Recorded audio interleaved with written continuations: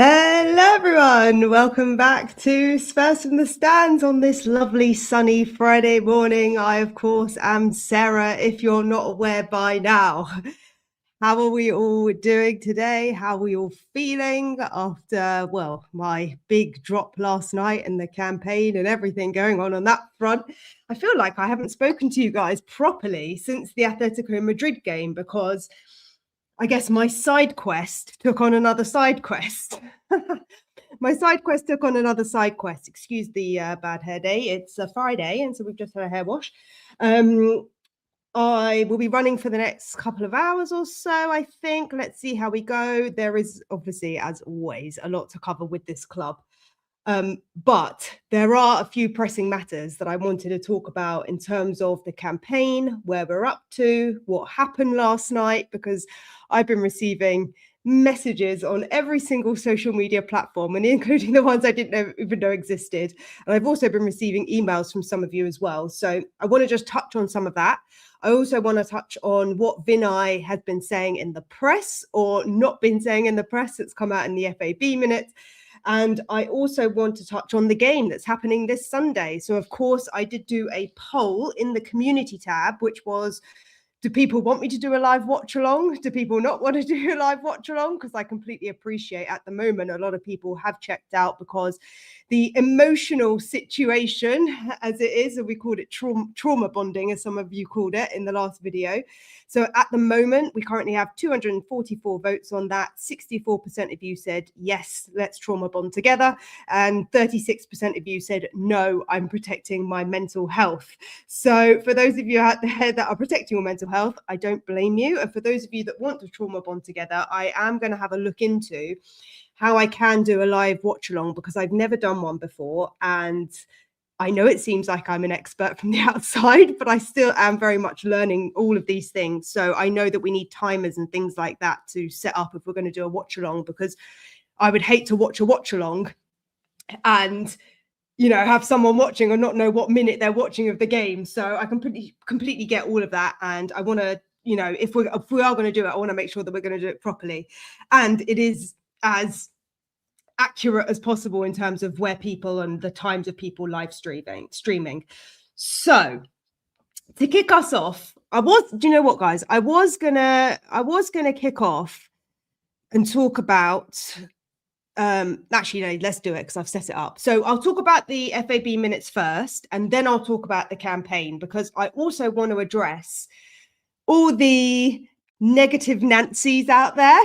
And if you put something on the public domain and you've come for me, then I will probably be bringing it up in this live. And I also want to celebrate those of you that have, reached out and said some beautiful things and are here for the support, and also want to help our club, because at the end of the day, it doesn't matter what your slogan is. It doesn't matter what institution you're part of, what you support, what you don't support. We all support Spurs, other than a few rival fans that I can see currently popping into the chat. But in essence, we all support our club. We're all here for the same mission to, make the viewing experience better, because quite frankly, since I started this channel, I've had to experience 6 games on the bounce where we've lost, or 2 of those we drew. But I've had, 6 we lost, but before that we were drawing. And of course, we haven't won a game this season. So I can only apologize perhaps for my tone that might have shifted over the last few weeks, because fair play to all the Spurs content creators out there that have been slogging away at this for years and years, because it's not an easy gig right now. It's really tough. And when you get people, coming at you, telling you you're right, you're wrong, whatever, it's really easy to get caught up in all the emotional side of things. And look, guys, I'm arranging a hen right now, a hen do for 20 women.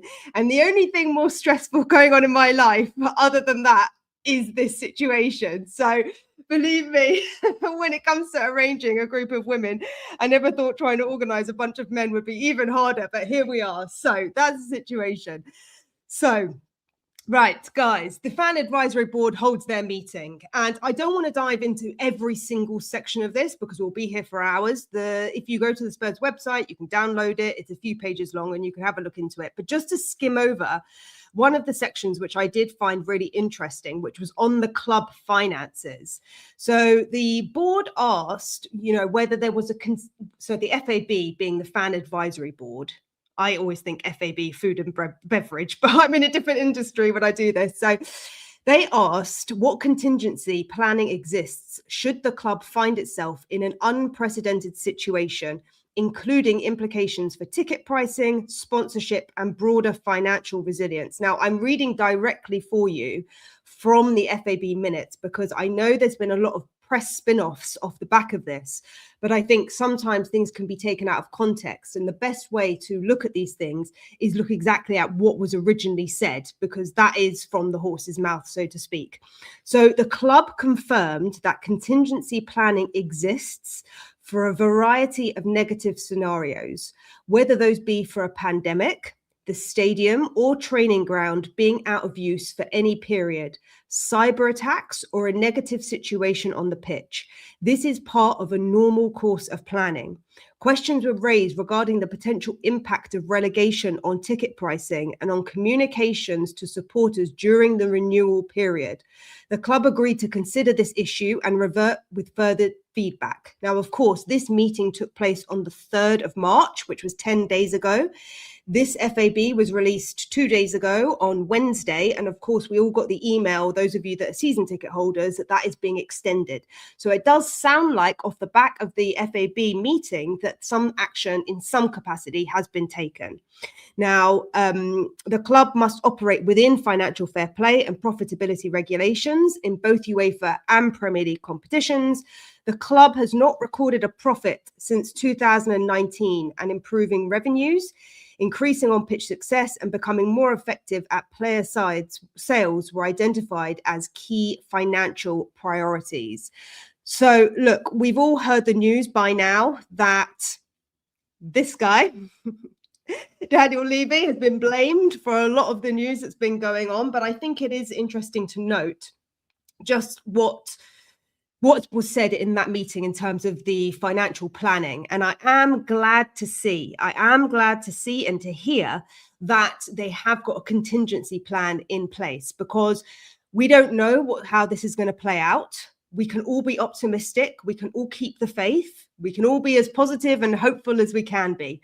But the reality of the situation is the trajectory that we are on is, if we continue as we are at this moment in time, we will get relegated. That is a fact. And I know some of you want me to be positive, but that is a fact.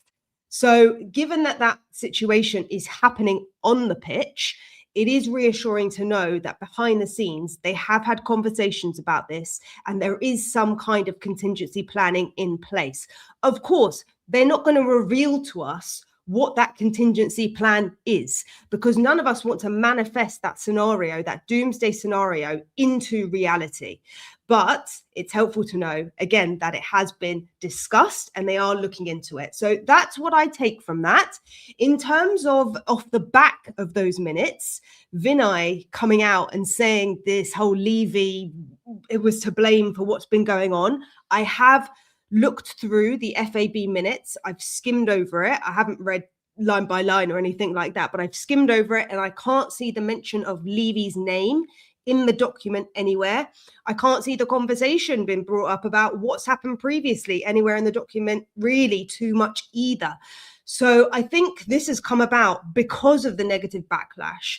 And of course, we're all receiving conflicting scenarios right now. I will come to the chat in a little bit, guys, but look, we're all seeing conflicting scenarios, because on the one hand, we're told we're going to, break our wage structure and we're going to start spending loads of money.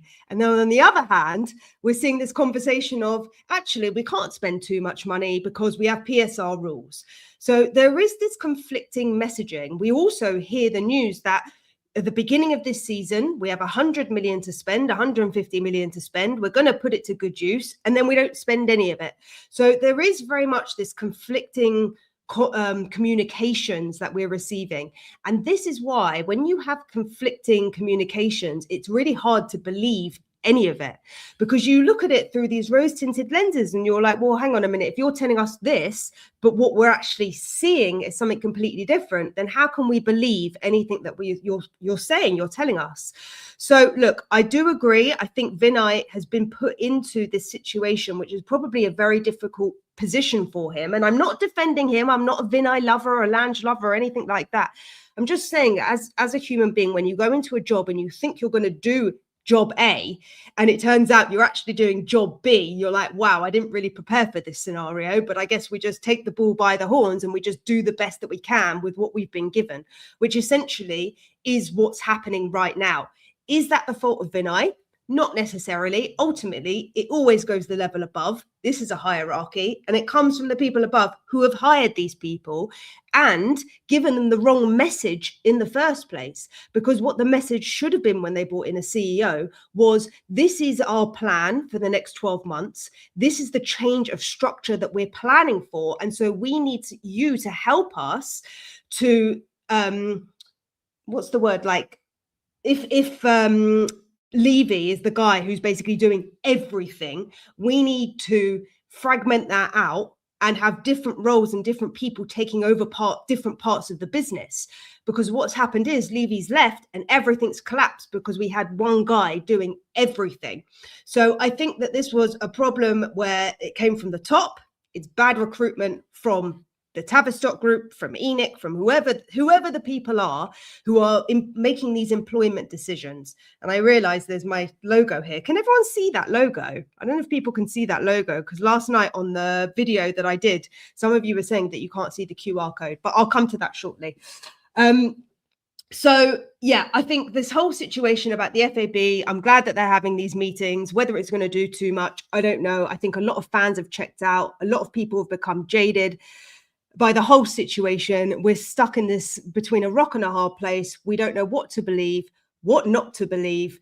So I can only take it in good faith that what Vinai says is true. And look, it's going to be more revealing in the summer to see how they act in the summer. Are they going to get in the manager that's going to see us through? Are they going to bring in more players that we hopefully want to bring in? Yes, you can see the QR code. Okay, great. So look, I think it's a very complicated situation. There's no one way to solve the predicament that Tottenham Hotspur is in.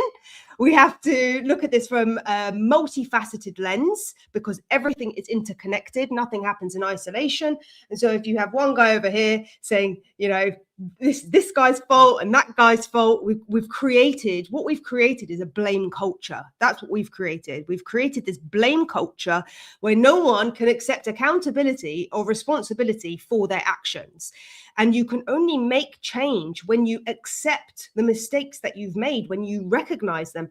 And since you work in a public industry, that might mean that you have to come out publicly and say it.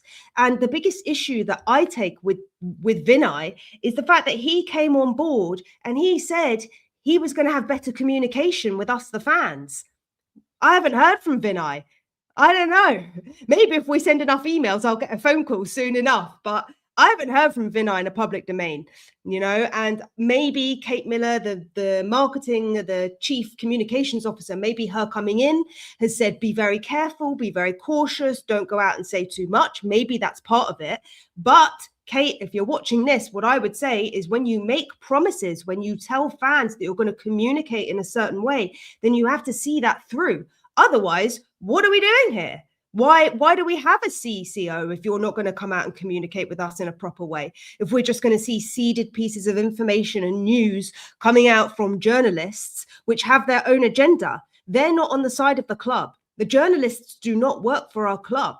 And so you working for the club, you need to come out and tell us and communicate with the fans directly, not with just 10 people in a fan advisory board, because those people are representatives and they also have their own agendas. And so this becomes a multi-layered challenge that we have to overcome. And the only way you can do that is address everyone publicly, so there are no miscommunications in the message that you're trying to portray to people, because we've become jaded with the whole thing. So that's my sort of 2 cents on the conversation around the FAB minutes.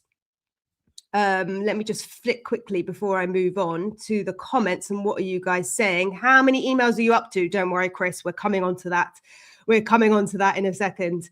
How did you find it on the Spurs 5? It was actually very pleasant. I had a real laugh on there. We had a lot of fun last night. Very good conversation. Very interesting as well to hear other people's views and perspectives.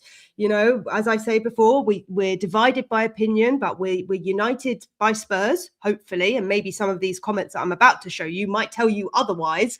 But in general, yeah, I think it was a really fun evening, to be honest. Hello,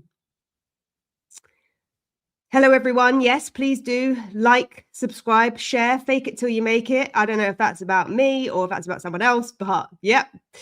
Do we have enough players who will play in defense? I'm just dreading the game on Sunday. We will come on to that. We will come on to the game.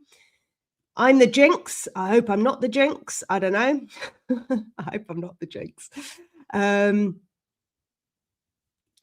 Girl Gaffer, why do I get the feeling that because we're all talking about Tottenham getting battered at Anfield, the universe will do a worldie and you lot will win by 1-0, some miracle? We'll come on to that. We will come on to that because, yes, when it comes to predicting Tottenham Hotspur, you never know what you're going to get thrown. You never know. And we were saying that for the most of the season until we went on this massive losing streak. So it's a bit of a shame that we're in the situation. A bit of a shame. It's absolutely terrible that we're in the situation that we're in. Cool. Right, guys. I want to go through some of the comments that came up last night now that we've spoken about Vinai, Lange, the FAB, the board, and all of that stuff. Just to say, of course, the QR code, if anyone hasn't done the campaign or sent the email yet, there's the QR code at the top of the screen. No, that way. It's at the top of the screen. So you can scan the QR code and it will take you to send an email. It will default to whatever email you use. So if you're like me and you have several different email addresses, if you click on the CC at the top, you can change which email address of yours you're sending it from. We are currently up to 237 emails in 22 hours. So I think that's pretty impressive considering that, you know, there was no backing behind this. I don't have a website or anything like that. This is the power of the community. And guys, just to say that one of the main reasons why I set out to do this was when I started coming on here and doing videos, you guys were like, Sarah, what can we do? What can we do to help the situation? And I felt your pain because I feel exactly the same thing. I feel like saying, what can we do about the situation? And so, as you guys know, I am a problem solver. And so the way that I overcome these situations is I'm like, right, what can we do? Right. And you guys are asking me the right questions. And because of that, I'm asking myself the right questions so that we can make things like this possible. Whether it's going to have impact or not, I have no guarantees, but it certainly can do no harm. It can certainly do no harm because if 250 people are emailing in 24 hours, that's more than showed up at the last protest. So, you know, if you get 2,000 people marching down the high road, but you can get 10,000 people sending an email, that's going to have a lot more impact. And you guys in the comments were like, I'm from Cyprus, I'm in Massachusetts, I'm in Helsinki, I'm in Kenya, wherever you are in the world. And it's so beautiful to see that this club has so many supporters around the world, despite the fact that the football is so terrible and you all want the best for your club. And so I think that we're just creating the most beautiful community. So I just say from me to you, just first of all, thank you so much for asking me the right questions so that, you know, I can facilitate this. But also to say that I want to just thank you all for your participation and for sharing the message and for supporting our club, because it's not about me. And I know some of these comments I'm about to show you have said it's about me, but it's not about me. It's absolutely not about me. And as I said, I'm just the facilitator of this. I am the mouthpiece, if you want, who has been able to create something where people can collectively have a voice. I'm not necessarily, you know, going to create a website off the back of it or anything like that, because I don't want to be known as a campaigner per se. I don't think that's necessarily my purpose in this, unless that's how this evolves. You know, I'm not trying to tread on anyone's toes or anything like that, because we should all have the underlying same mission. So that's where we're up to at the moment. And if you want to send an email, then you can do. There are some stuff about Vinai who we'll come on to shortly, because I don't know if we've managed to spam the inboxes to the point that some stuff has got blocked already. So look, Let's get into it. Okay, West Ham fan here. I'm not here to gloat, so hear me out. Spot on with the spiritual dimension, Sarah. You've got a short-term problem. You've got to beat Forest and Leeds, otherwise you're doomed. The fans have got to get behind the team. No walking out early and wall of noise every home game. We protest our board, but we get behind our team. Playing better helps otherwise. We have a soulless bowl too. Bowl. Longer term, you need a new ownership that sees the football and the fan base as the main purpose and asset, not a side hustle. Your new leadership are businessmen, not football fans, and clearly appointing Tudor was a risk they can't correct, as he should have gone already. You'll be in the bottom three after the weekend at this rate. And Dave S., thank you so much. West Ham fans, coming in peace. Look, we might be rivals on the pitch, but, you know, on non-match days, we have to be objective and we have to take that competitive rivalry hat off because, look, I know we're in competition with you guys not to get relegated. And we can all laugh at each other when we do watch-alongs. But when I wear this hat, which is looking at an overview of everything, I completely agree. And I understand now. It's only now that I'm understanding the plight that the West Ham fans have, because you guys have been fighting to get your board changed for years and years. And you guys have also been in this cycle. So it is reassuring to see how, as much as we think that the problem going on at Spurs happens in isolation, it is happening across the board in other clubs as well. And that is also shown by Villa fans. So Alex Moreno said, Villa fan here in Miami, why don't the fans boycott the Atleti return match? Don't go in and spend money to your inept owners, hit them where it hurts their wallets. There has been a lot of this sentiment, and I've included some of these comments here because we are in a predicament where both are true. Both situations are true. The situation is true that you want to boycott the stadium so that the directors receive the message. But it's also true that you're in a relegation fight and you need to support the team. So both things can be true at once. And I'm going to talk a little bit more about why this has happened and how football has changed and why it's emerged that this conflict has come about because of recent commercialization over the last 20 years. I don't know why I put that comment there by Jay, but thanks, Jay, for your comment as well. He said, I recently realized that some fans and some players have something in common. They both think that this team is too good to be relegated. Reality says otherwise. I don't think at this point that many fans are saying that anymore. So Paul said, you are spot on about the two separate issues. No players will play better with negativity from the fans. We need to lift the players and be the 12th man, not the 13th opposition. Cheer the players. Let the new manager sort any infighting out in the summer. So as you can see already from the last two messages that I shared with you guys, this is where the message gets conflicted, because we do have two issues here. And one is protesting the board and one is supporting the players on match day. Short-term problem, win a game. Long-term problem, fix the structural issues at Tottenham Hotspur. Two separate issues, two issues which both need resolving in equal measure. And the priority is obviously the short-term goal for the players on the pitch. What the long-term goal for the board right now should be is fixing that bigger problem and that bigger issue, which I don't know to what degree behind the scenes they are working on that. So I think that this is just reinforcing what I was saying yesterday. Daniel said, looks like the owners couldn't give a stuff about the club, let alone the supporters. Only way they will consider leaving is when it starts to hit their own pockets and they start to lose money. What incentive have they got to leave when they got incentive to stay? And that was also mirrored in the comment below by Stephen, who said, sorry, but the only thing this board understands is money. So unless fans stop buying stuff in the shop and food and drinks in the ground, it ain't gonna happen.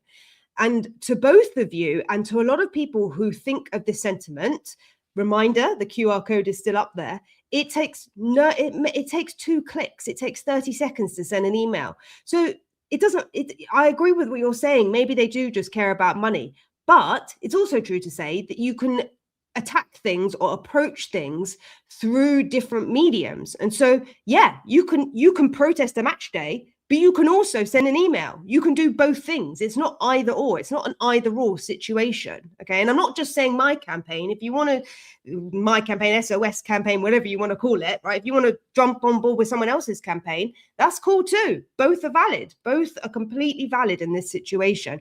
And to say that they only understand money, I think that match-going fans are only a proportion of the money that the club receive. What would be more harmful to the club is actually if we got relegated and they lost the sponsorship rights. They would lose far more money through sponsorship rights and broadcasting rights than they would by fans not going to the games for the rest of this season or next year.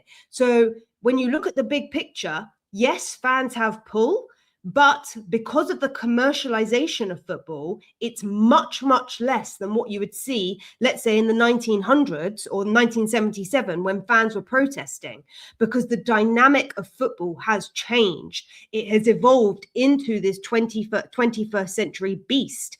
And so the monetary element of it from fan side is much smaller as a percentage of broadcasting rights and sponsorship fees. That's my 2 cents on it. But I look, to some degree, I agree. However, for myself personally, and I can only speak for myself personally, I'm a Spurs fan and I have got a season ticket and I'm going to go and I'm going to support my team. And if you don't like that, then I'm sorry, then maybe you're not a real fan because you're looking at the board when really what we're there for is to watch football. You know, I don't want to be talking about the board. Who cares about the board? I wish we were talking about Harry Kane scoring worldies for us, like really, you know. So I'm leaving that one there. Okay, some positive comments. Some people said, signed, shared. Thank you, Sarah. Your granddad would be so proud of you. So thank you so much. Yeah, I hope my granddad would be proud of me too. Bless you. Get this out to all the Spurs content creators who have tens of thousands of fans collectively. And thank you, Jammy Git. And I'm going to show you the reason why our club is so divided and why our voice as fans is not united in the next comment. So someone said, signed and sent. Thank you, Sarah, for giving me a voice after 53 years of supporting this club. And that's what this is about, guys, because I don't know about you, but I felt so much better yesterday when I sent the message. I felt so much better because I've been going in this cycle for like 60 days, 65 days, going live on this channel every single day. And I'm like, I've had enough. And I spoke about a circuit breaker. And when you're 6 games on the bounce, you need that circuit breaker. And in some level, even if it's just for me, I just felt better for doing it because for me, that was my circuit breaker. You know, I felt like I was part of something. I felt like I was part of a collective. And therefore, when I sent the email, I was like, right, my job's done. So now when I go to the game this weekend, I don't have this resentment because I'm like, I sent my email, I did my part, I played my part. And so I've done what I can. You know, and so that's what this is about. Someone else said sent. Well done, Sarah. You are a Tottenham. Can't see what that says. Oh, Tottenham Angel. That was it. You are a Tottenham Angel. This made me feel that I've done something positive sending the email, as I just said. Yeah, my sentiments. Kem, we see the same. I can't support the team by booing negativity will affect the game. And the players, I will always turn up on match days to cheer on the team. Coys. I didn't even know that message was next, but I kind of said exactly the same thing just before I shared that. So I think a lot of fans feel the same. I sent that email so quickly as it's upsetting to see what's happening to our club. Thank you for providing another avenue to express how we feel. And thank you, Antonio Devil. As I said, I'm just a facilitator of it. So if that makes you guys feel like we're part of something, you guys, as I said before, you guys were asking me, what can we do about it? And so that's the vessel that I've created to try and help change. Hi, Sarah. Hi, Matthew. I love so much of your early content as it was such a breath of fresh air and a steady, even keel of comment. But I do not agree with your latest videos. You seem to have become like so many other negative sites that bring me to tears. I'm so sorry, Matthew. I'm so sorry. The team are bringing me to tears as well, I could tell you. I love Spurs so much and my club does not need extra criticism. Just please get behind us. We will always be the greatest club in the world. Come on, you Spurs. And Matthew, I'm sorry that you felt like that. I felt like that too at times doing the content. I hope you stick around with us, and I hope there are sunnier, such brighter days ahead where we can be celebrating our next win, because we all feel the same. We've all had enough. But when we come on every day and, you have to talk about things that are going on in the news and the sphere and everything around the club, unfortunately, that is the news circulating around the club. And I don't want to be, toxic positivity where I'm spreading something which isn't necessarily true. We have to stay grounded. We have to stay really grounded in this situation, and we have to keep our heads, so we can be critical, but it has to be done in a certain way that's constructive. So I'm trying my best to do that, and I'm sorry if that's come across in a negative way. And I'll try my utmost to ensure that we're giving opinions that show both sides of the coin. This one's a bit small. This one's a bit small. I don't know if I can read that. You guys don't want to see like my face, like zoom in. I don't know what to say.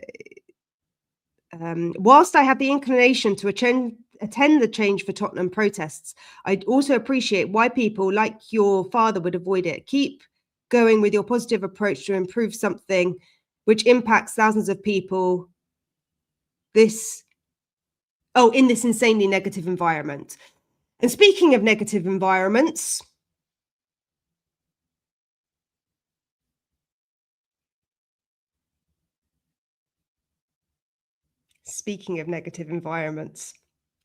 I was really upset to receive this message yesterday, and I wouldn't have put this here if it was a private message that wasn't on a public domain. But since it was sent to me on a public domain, I felt like I wanted to address it. So Lyndon, who is, I think, the founder of Change for Tottenham, he said, "Nice campaign you're doing. Shame you didn't have courtesy to reply to CFT message when we reached out to you. Yet you're using the email address we had to pay for and our slogan for this campaign, even though we're running it already. Pretty rude, to be honest, Sarah." I'm just going to, before I reply to this, I'm just going to take a sip out of my Good Vibes mug. So a couple of things to address on this, because Lyndon wasn't the only one that had something to say about it. And first of all, as I said, all of our heart should be in the right place. All of us are campaigning and supporting our club for the same reason, or what I would hope is the same reason, which is the best for our club. We are supposed to be, as you said in your message, one club, one voice. And if you truly believe that, if your intentions are pure, then it shouldn't matter whether it's me or whether it's the next person or anyone after that that has something to say about the situation to our board, because everyone should have a voice. Everyone that supports this club should have a voice. And I'm really, really upset that you sent me this message, Lyndon. And if you want to message me, if you want to reach out to me and have a conversation, that's absolutely fine. Civil war, 100%, Luke, 100%. It's civil war. And this, guys, demonstrate, this point exactly. The owners want to divide us. And this, guys, just shows you how divided our fan base is. When people are on the same team, batting for the same team, wanting their team to win and succeed both on and off the pitch, you have people coming at you from all angles. I never expected this in my wildest dreams, honestly. What I honestly thought would happen is Change for Spurs would be like, that's a good initiative. We are one club. We are one voice. We want the best for our club. Here's the link, everyone, and send it. And so to the person whose comment I read out a few slides ago that said, you need to contact all content creators and get everyone on board with this. This is why our fans are not united. This is why our fans, and Lyndon, it's not just you. I'm not, digging you out, but you sent this to me on a public domain. And so if that is the situation and you really feel like this, you can take over my campaign. Contact me. I will send you an admin and you can take over the campaign, because I've just set the wheels in motion. And so if that's what you want to do, please feel free. take over the campaign, because I don't need my name on it. I really don't. And some of you, as I'm going to say in the following messages and show you, people are saying I'm doing this for clout. I didn't pay £100 to send unlimited emails for clout. I can tell you, I sent it because I wanted my club to hear our voice. That's why I did it, you know. And in response to the part where you said I didn't reply to your message, I'm really sorry about that, because I've received thousands of messages and I haven't had the capacity to reply to everyone. So I'm sorry if that slipped my radar. In terms of the email address that you're saying I used, the email addresses that I used in that email, I looked up on Google Gemini, and I said I asked Google Gemini, who are the email addresses that I should email that are on the public domain? And so if you yourselves put that email address on the public domain, Gemini AI would have picked it up, and that is why it's in the email, not because I've copied you, but because it's on the public domain. So that's my 2 cents about that. Yeah, but this isn't just someone. This is Lyndon, who's the founder of Change for Spurs. And I'm not saying Change for Spurs is a bad thing. I think it's a great thing what you guys are doing. I appreciate all your work. We're all here for the same mission. But anyway, I'm going to leave that one there. And just to say, if anyone's watching this from Change for Tottenham and you want to contact me and you want to reach out and you want to collaborate and we're all on the same page about this, then my ears are open. My door is open for you. In the same way that I would hope you, who have a bigger platform than me, because I'm a small fish in this big pond, you know, you guys have a bigger platform than me. So I don't need anything from anyone. I really don't need anything from anyone. And the last thing I need is people coming for me for trying to help the situation, for trying to give people a purpose and a reason and a meaning behind this. So that's my 2 cents on that. And Lyndon, that's all I can say. And I'm sorry that you feel like that. There was a very similar comment to this. This is the last one, guys, because I don't want this to be completely negative. But look, I think it's important that we address these questions, right? Because it's one thing if someone messages you privately. It's another thing if people call you out publicly. And so, guys, I've got my big girl pants on and I don't need negative Nancy's. We have enough negativity, this insane negativity, as the comment that I shared with you guys a few slides back. We don't want to be part of it, okay? And so, look, some of you are saying, I copied this campaign. I find it hard that you haven't nicked their protest slogan. You might find it hard to believe, but ChatGPT didn't find it hard to believe, because ChatGPT wrote the email. I just told it a rough idea of what I wanted it to say, and then it came up with the rest. And so our club, our voice, if I have in some way, if you have copyrighted it, if you have trademarked it, tell me and I'll take it down and we can call it something else. If it's officially trademarked, I mean, I'm sure many other clubs call themselves One Club, One Voice. It's not just Tottenham Hotspur fans. So that's just a generic terminology. But if for some reason you have got it copyrighted or trademarked, let me know. Tell me, because I don't want to get into any legal trouble. That's the last thing I need. Honestly, I've got enough going on dealing with women and Hindus. I don't need to be dealing with men running around a football pitch, honestly. Right. YouTube nonsense. You're likable, Sarah, but you YouTubers as a whole don't speak for the faithful. Be it smiley like yourself, or in your face, Ricky Sachs. I can't speak for Ricky. And I'm sorry that I don't speak for the whole faithful. That's okay. There's a million other channels out there that you can go and watch, and you can go and digest their content instead. Not a problem. Right. Okay. These are some positive ones just to round us off. So someone said, okay, these 3 people, there was quite a few of these, and I got a few emails last night as well saying that the email to Vinai didn't get delivered because we got a bounce back. Potentially that's because we sent 100 emails in 2 hours. Maybe that's why.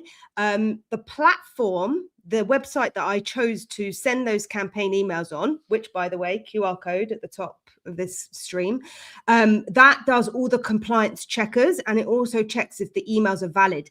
And it did say that Vinai's email was valid. So I would imagine that it has been made. It wasn't everyone that got a bounce back. It was just some people.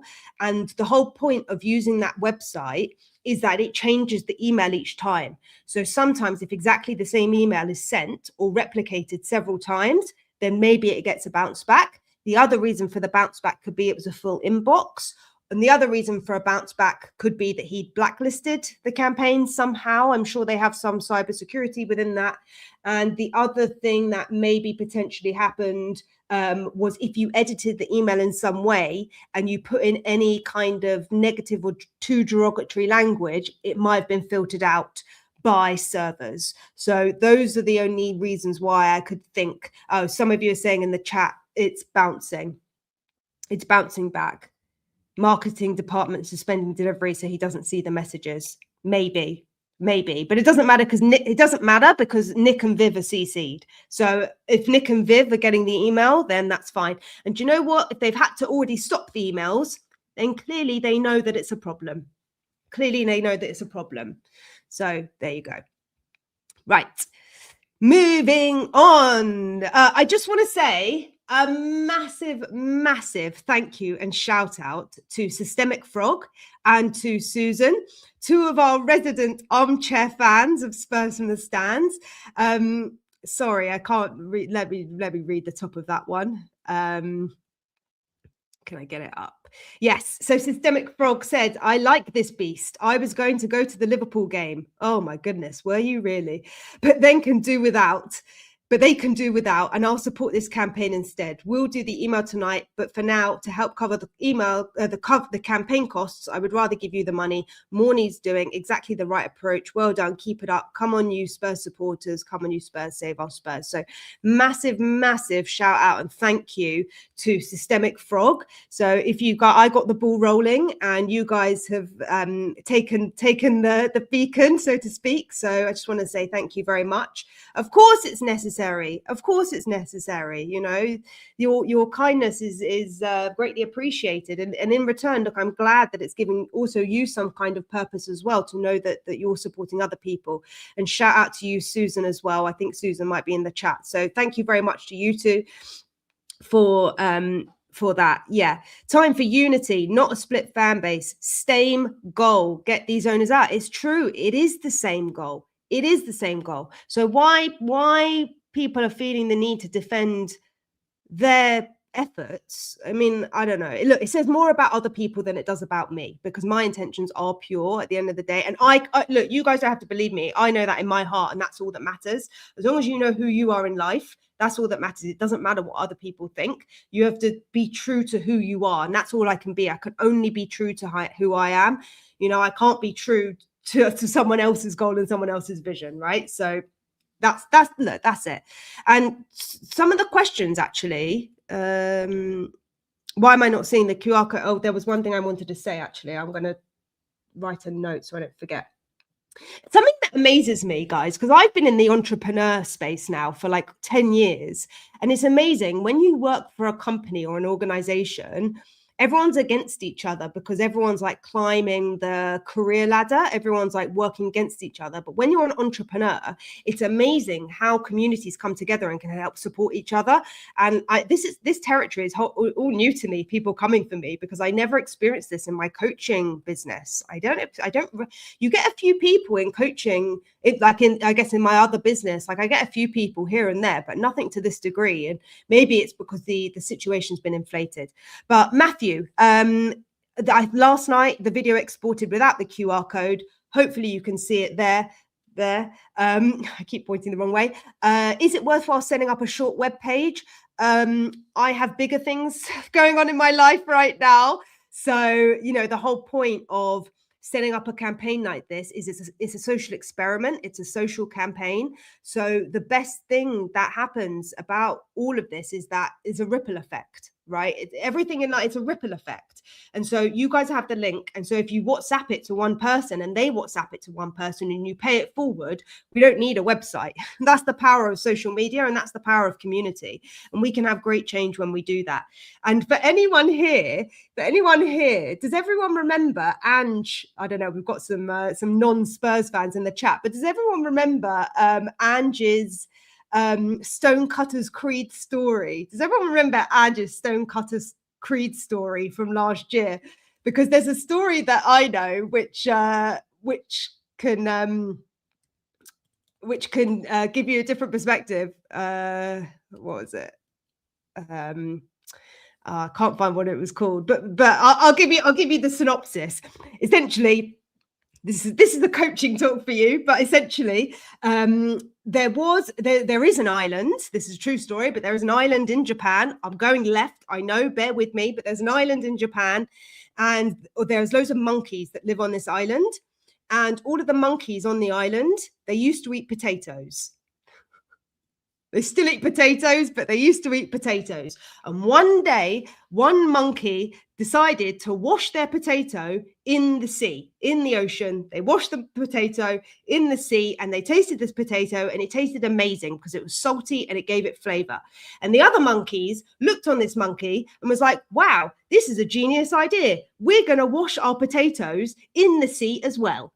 And what happened was, many different monkeys started doing this. It started catching on. And when they got to the 101st monkey, every single monkey was washing their potato in the sea, even monkeys that didn't live on the island. And this is a true story. It's a true story. It really happened. I've just Googled it, but I can't remember the name of the monkey, but it's a true story. And so it just shows you the ripple effect that you can have. And sometimes you don't even need to be in contact with someone. Sometimes you don't even need to directly have communication with someone, but the ripple effect that you can have means that collectively things change. So that's my life coaching spiel for today.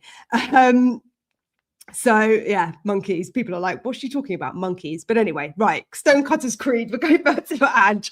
So we don't need a website because the ripple effect, the 101 potato theory is real. It's not a theory. It's real life. That's how manifesting works. That's how, social interactions work. And when you share and you pass the message on, it will reach the right people. And I believe that the people need to see it will see it. And those that don't. Sent. Next, sent, TCR. But it reads like some sort of missive, easily dismissed by an estranged ownership group who has no interest in the club or community beyond using it to expand their portfolio and enrich the parent company, to say nothing of their sheer incompetence displayed by employing on the football side the likes of Vinai, Lange, Frank and Tudor on junior scouts who shitpost the club day one. You can't honestly believe they have the slightest idea how to address any of the concerns you've raised. Well, that's their job, not mine. And I know that some of you felt this way and some of you edited the email. Feel free to edit the email, say whatever you want to say. I can't guarantee it's going to get received if you do that. And that's the reason why I wrote it in the way that I wrote it. It's more about numbers. It's more about having the numbers in the campaign rather than what is being said. Because if you have 10,000 people shouting the same thing at you, then it's much more effective than have one person being really rude. It's better to be polite. So do whatever you want with it, and those that it resonates with, it resonates, and those that it doesn't, it doesn't. Right, and I think that is all. That's all the chats we have for today. So 45 minutes in. Oh my gosh, loads of you are saying you haven't heard of Change for Tottenham. You haven't heard of Change for Tottenham. So many of you are saying that.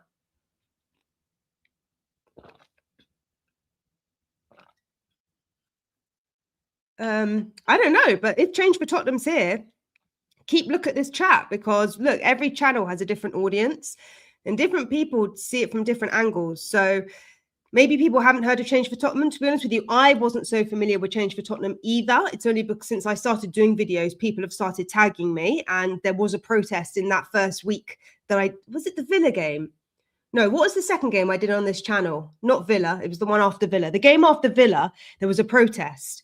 And I did a video about, is it the right message, wrong time? That's what the video was called. That was it. And last night I went on the Spurs 5, for those of you that watched the Spurs 5, and we had a little conversation at the end of that live. And the guys asked, why do they think it is that people aren't going to the protests? And I was having a chat with my dad about this earlier. And I think, for me personally, I think the reason why they're not getting the turnout numbers, first of all, is, as a lot of you are saying in the chat, you can't really see what the mission of Change for Tottenham is, or how that's run effectively. Maybe. And to Change for Tottenham, I'm not saying it. I'm just the mouthpiece for what people are saying. So maybe that's one element of it. I think the bigger thing for me is, I think the evolution of football has become more commercialized, as I said earlier. And what I think has happened is, when something gets so big beyond the core fan base, it does become commercialized. So people like me who have been generational Spurs fans, both my grandparents were Spurs fans, by the way. I said my grandpa, but my papa, my mum's mum was also a Spurs fan. So I'm completely from a Spurs family. So both sides of that are Spurs. But I think it's different in the 1900s where people live in the local area, they go and protest. Now people in the local area, they get free tickets, they're going along for the free ride. They don't necessarily care about the club as much as paying fans do, who drive 6 hours from Wales on a match day.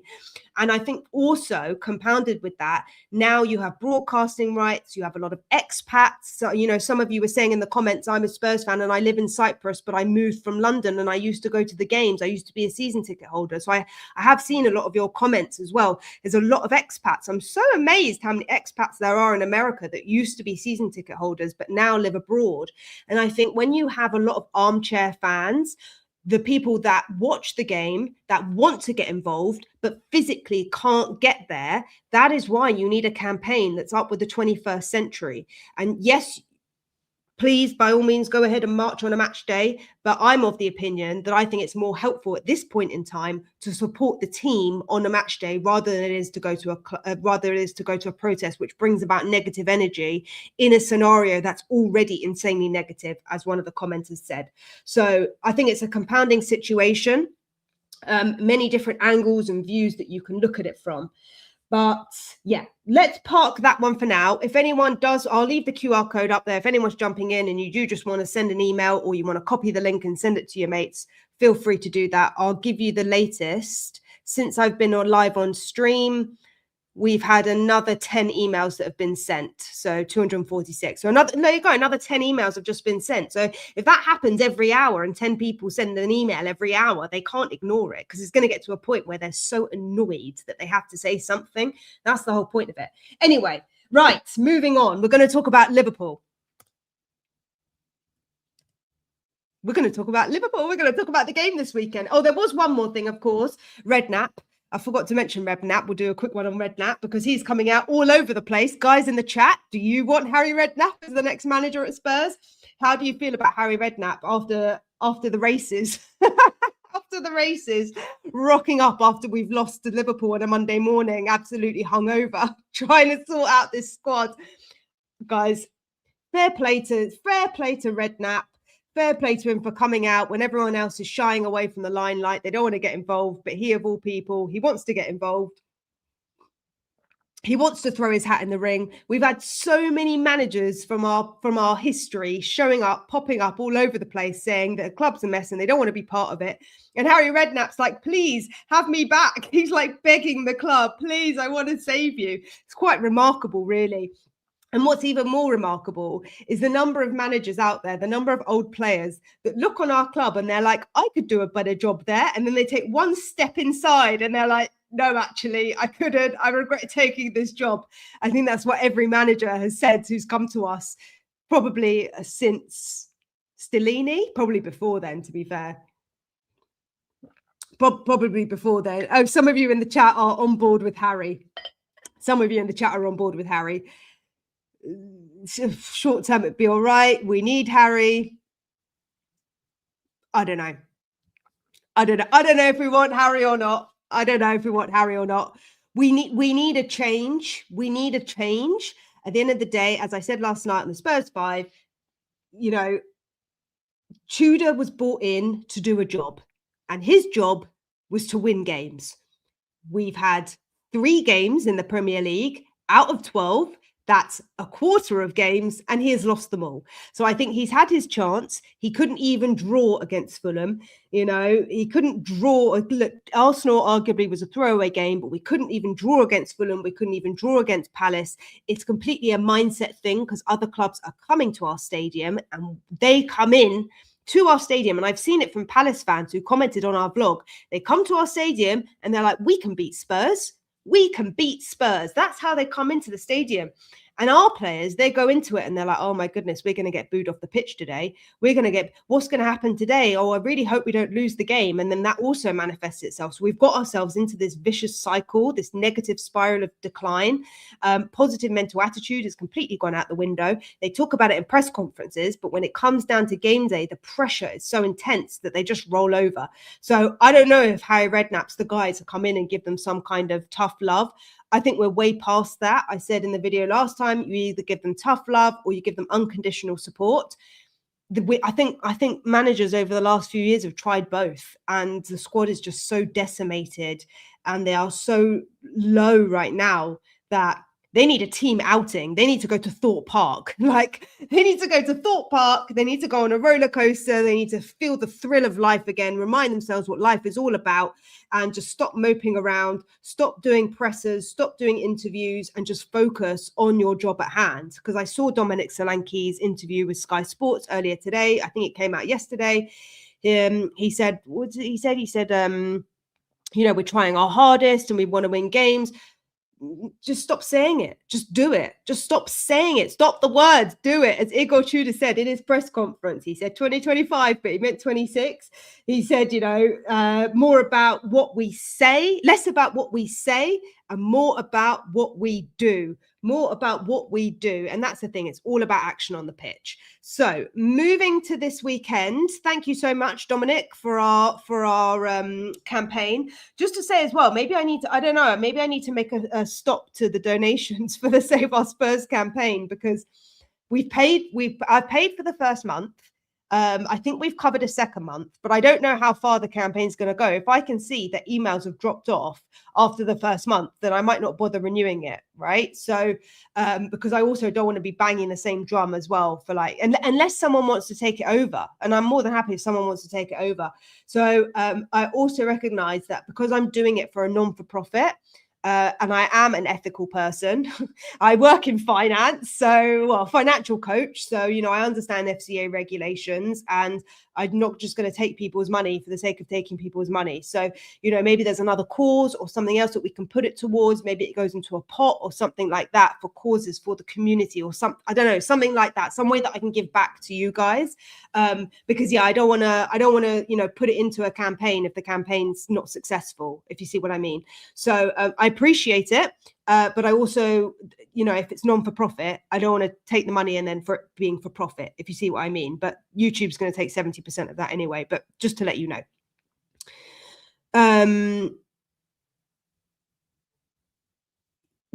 Sarah, if you're expecting YouTube to be a place of exemplifying the better angels of our nature, you may want to get out while you're ahead.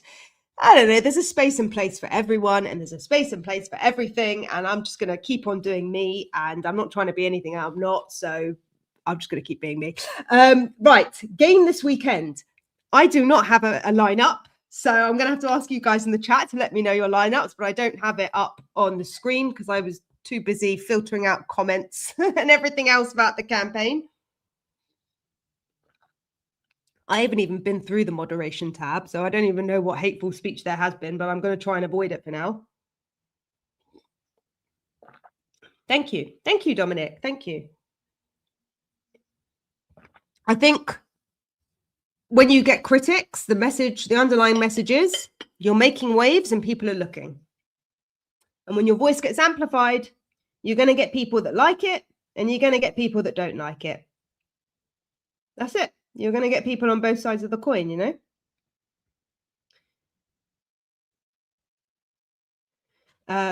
So, news ahead of this weekend. See the girl gaffer, you're a gooner, but really you love watching the news of our club. You love watching the news of our club, but you are 200% right. And in addition to no Romero, no Paulinho, and no Van de Ven. So just to recap on this, Romero and Paulinho bumped heads. I guys, did everyone see the lump on Paulinho's head when he came off the pitch? Oh my God, that looks so painful. Like the way it was swelling up. Oh my goodness, it looks so bad. So those two are going to be out. We don't know for how long at the moment. They're probably doing concussion assessments. Van de Ven He's obviously out suspended. We also have Bissouma, who is touch and go. Not quite sure what's wrong with him, but he's touch and go. And we also have Gallagher out because Gallagher has a fever. And Gallagher, you're feeling unwell, but trust me, we're all feeling unwell with you right now. This whole club is unwell. If there was a metaphor to summarize how the club is feeling in this status, they're not well, and our players are not well either. So there is some kind of like, I don't know, unfortunate scenario that's going through the club right now. And I feel bad for Igor Tudor because I watched the press conference earlier today and he was like, I've never seen anything like it. And he's so right, because I've never seen anything like it. It's unbelievable. Every day there's a new injury. Every day there's a new sickness. Every day there's a new headbutt or like something stupid. And this is why I say you can't explain it. Like, why are these players jumping into each other? It's desperation. They're so desperate. Even Solanke said it in his interview today. We're so desperate. Stop saying desperate, guys. It sounds desperate. Think about it. Think about if you were going on a date. Yeah, think about if you were going on a date and someone was so desperate that they were hounding you with messages. At some point, you just block them because you'd be like, this person's a creep. They're a weirdo. And so the team, stop saying you're desperate. Frank said it first. Frank said, oh, you're desperate. He said, we're desperate. That was what he said. He said, we're desperate to win a game. We're desperate to get points. And he's literally instilled this belief in the players that they're desperate. You're not desperate, guys. You just need to get control. You need to get control of yourselves and stay disciplined and stay optimistic, stay positive, take the right action. Stop focusing on being desperate, because honestly, it's so annoying to hear the players keep saying that they're desperate. It's like watching a bad partner who's like going through it, you know? So players, keep your heads. You're not desperate. Be confident in your ability. You're all amazing players. You all play internationally for your clubs. And so I don't want to buy into this narrative that you don't care. And if we're going off this premise that you do care, you know, then just show yourself to the best of your ability, and no one will judge you for that. Look, we don't mind if you lose a game, but you give your all. The difference is what we're not seeing is your heads are dropping and it looks like you're not giving your all. And that's the difference. That is the big difference, because if we see players being like giving their all and playing for the ball and all of these things, we'll have a different outlook on the situation. So, you know, stop saying you're desperate. It sounds desperate. It's true. Do you not agree as a Gooner? Do you not agree? I mean, Spurs fan. I mean, I don't know what Spurs fans think, but from the inside, I'm like, I hate it from my own club. For my own club, it's like when Paul Coit was like, they're nervous. You know, it's the same thing. Everything's a reflection. Everything's a reflection of who you are and what you're feeling on the inside. When you say it, you're manifesting it about yourself. You know. Anyway, right. Lineup. Should we do a lineup? Let's do a lineup. Let's do a lineup. So we know that those 5 players are out. Happy days. Happy days. Five players are out. 2 of those are, 3 of those are midfielders. Paulinho, Gallagher and Bissouma, and 2 of those are centre-backs. We're going to have no subs on the bench, are we? We're going to have no subs on the bench. I actually think I might have to do a watch along, guys, because I think I'll feel better if I do a watch along. Because then if it goes to pot within the first 5 minutes, well, at least we can just talk online and it would distract me from the game. Maybe that would actually be better. Maybe. We have 248 votes now. Okay. It's still the same turnout. Right. Vicario in goal. Oh, yes. So Tudor did say as well. Tudor said that he would play Kinski again in his press conference. He said, yeah, he'll play again this season. Will he, Tudor? Will he? Will you be here come Monday? Will you be here at 7:00 on Sunday evening? Because when we lose that game, I don't know what's going to happen, because you've got Sunday and then Wednesday, you've got the home game, the home leg of the Champions League. So, and then you've got to go away. Then you've got to play at home to Forest. So I don't know when you sack Tudor in the timeline, or whether they're going to sack Tudor at all. But I don't know whether we're doing Vicario in goal. I'm going with Vicario in goal. I think it's too soon to play Kinski again after what happened. It is his birthday today. Happy birthday, Kinski. I'm very sorry for all the backlash you've got, including some of the stick that I gave you. But it was a very unfortunate series of events. I wish you well. I hope for the best for you. And if you play for us again, I hope it's one day that you keep a clean sheet. So I think Vicario goes in goal in this game. Considering we only have 2 centre-backs fit for this game, who are Dragusin and Danso, yay! Yay! I wouldn't be playing a back 3 of Dragusin, Danso and Porro. However, we've seen that been played before under Tudor. None of us liked Porro on the right wing of the centre-backs, or the right centre-back, I guess, when you play at 3 at the back. So I'd rather see a 4 at the back, which would be Sousa, Dragusin, Danso and Porro. I'm not sure what happened to Spence, if Spence played the last game. So we talk about putting square pegs in round holes, but the only natural left back you've got is Sousa. So there's no point saying, oh, we're going to change the formation, we're going to change our players, because you have 3 midfielders out, you have 2 centre-backs out, and you've got your Udoghi's out, who's your natural left back. So does everyone remember Udoghi? We've forgotten about Udoghi, because Udoghi is our natural left back. So forget Spence, because he's not a natural left back. If you're going to put round pegs and round holes, you've got to play Sousa left back. So I'd like to think that he goes with that 4 at the back. Sousa, Dragusin, Danso, Porro. I don't think he's going to do it. He's probably going to play Porro at right back. I don't like it. I don't think he's as attacking there. And we saw, look, we did concede, of course, in the last game, but it was Porro that scored the first goal. So you need Porro to be able to come further forward, to be more attacking. So I think to get the most out of Porro, you need to play him in a back 4, or you need to play him as a right wing back. So I think he's one of the players who has more authority. He's more positive in the way that he plays. He progressively pushes forward. I'm going to need to turn the light on because it's getting darker.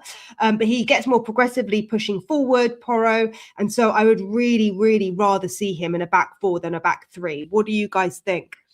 Gray might be a right centre-back in the back 3. Oh, gosh, please no. Please no.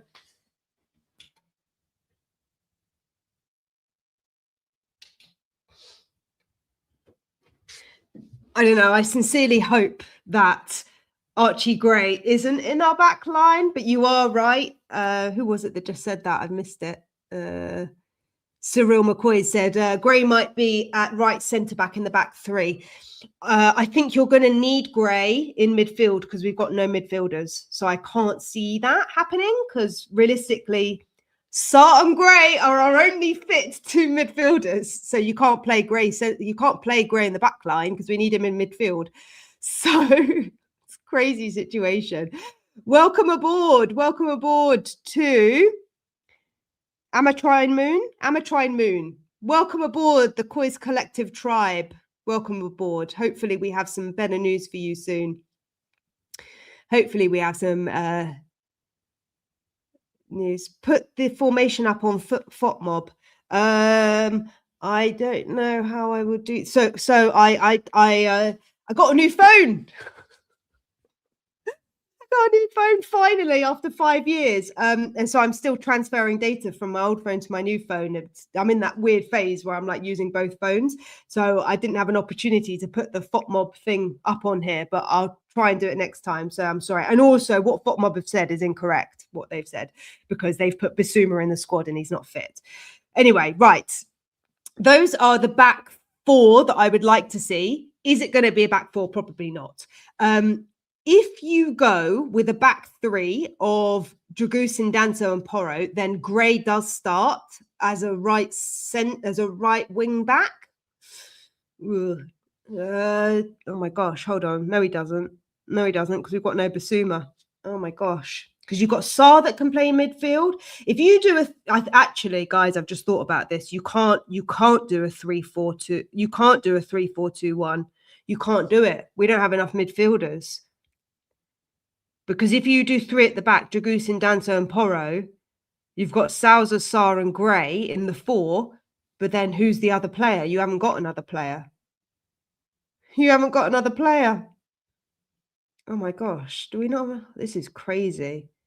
This is crazy. That is, oh my gosh. Our midfielders,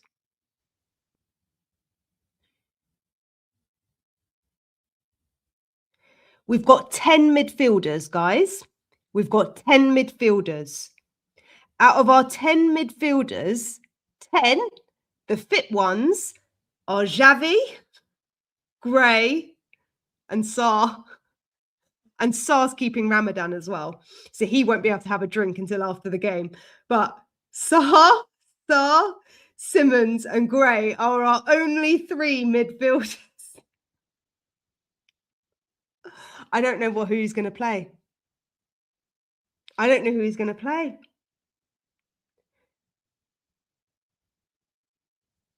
You've got to play. So let's say he does a back 4. Can I get this up? Let me see if I can get this up. Let me see if I can.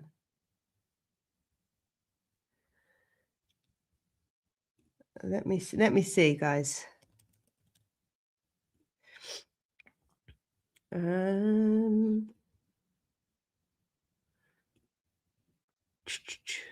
Let me see. Bear with me.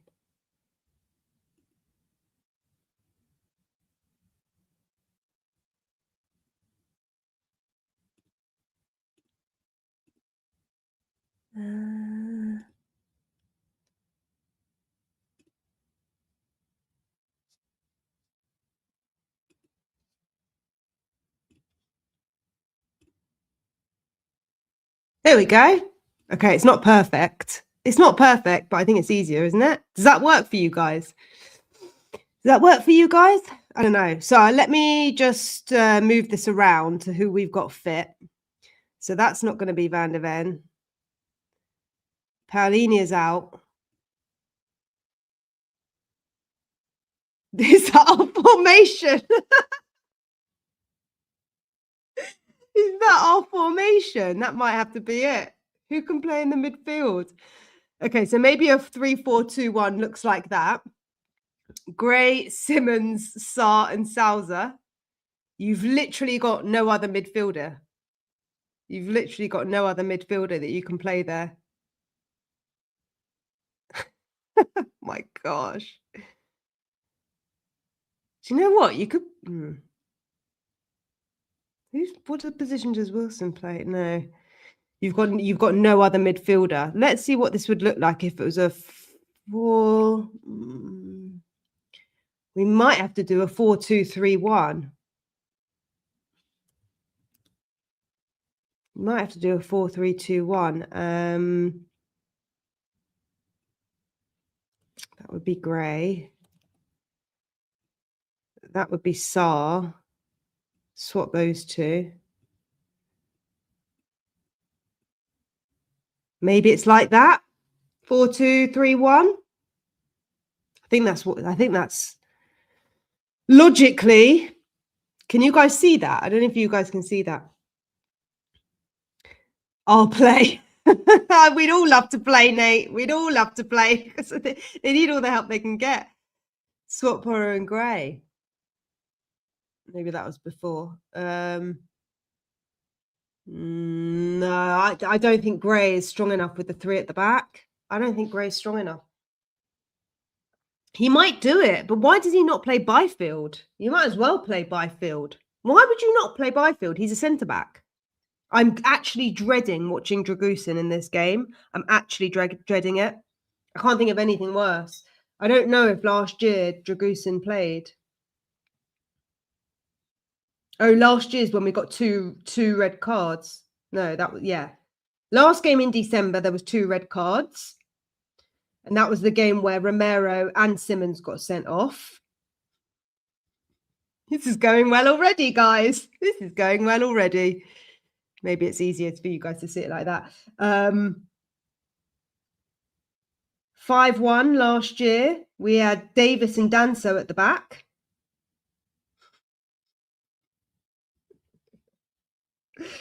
Davis and Danso at the back. Oh my gosh. Yeah, we had Davis and Danto at the back of both of those games. The 4-0 Kinski played in goal. We are so done. Yeah, I don't know what else really he can do. Let's see what you guys are saying. Let's see what you guys are saying. So that's my maybe suggested lineup, which is probably the best one that I think we could do with what we've got. Mwani, Simmons, Tell. He doesn't play Mwani on the right, though. He's never played with Mwani on the right. He would probably do this instead, wouldn't he? He would probably do Solanke, but I would rather see Richie. I would rather play Richie, but he doesn't seem to favour that formation. He doesn't seem to favour playing Solanke and Richie at the same time. Also, Richie can't play a full 90 minutes. Bit of an issue when you're a footballer, but there you have it. So maybe I'm just trying to think what else he could do, because if he does, you can't even do a 4-3-2-1 because you've literally not got the three. You haven't got three players to play defensive midfielders. So you've got no experienced left back, no fit right winger, no defensive midfielders. You've got one attacking midfielder in Simmons. You've got your third and fourth centre backs fit. The only position we have any rotation is our striker, and we cannot get the ball to our striker. We can't get the ball to our striker. This is why we have no creativity. This just shows us why we have no creativity, because if you can't give your striker service, you can't score a goal. And that's why we have Porro scoring goals and Romero scoring goals and scoring goals from set pieces, because we're not creative enough in the middle of the park. Just play 5-4-1. Yeah, maybe we'd have to. Maybe we'd have to. I hate it. I hate it. Simmons lacks the work rate and quality. I think Simmons works really hard for the team. I just don't think he's good enough. Okay, some of you are saying, I'm just looking at the comments. Some of you are saying back four. I don't know why it's not lifting the comments up, why it's covering the screen, but I don't know. I'm such a rookie at this. Dragusin, Danso, Gray, Porras, Spence, Solanke, Sarr, Simmons, Richie, Tell. That's, yeah. That's the players I've put there, but the formation of them, I don't know. Because I don't even know what a 5-4-1 would look like. I don't even know what that would look like. Is there such a thing? There's no five. Well, there is a 5-4-1. I don't know. Would that be what a 5-4-1 looks like? Play Sarr on the right-hand side. You can't do a 5-4-1. Maybe you'd put something like that, maybe. I hate it. I hate it. I hate it. I do not want to see this 5-4-1. Don't like it. I don't want to play it. No, not happening.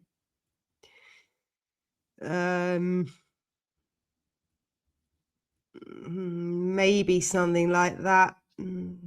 Guys, just whatever way you do this, it's all ugly and it all doesn't work, because we are just putting square pegs in round holes. You've got Sousa and Simmons, who are both left wingers, so it just doesn't work. It just doesn't work.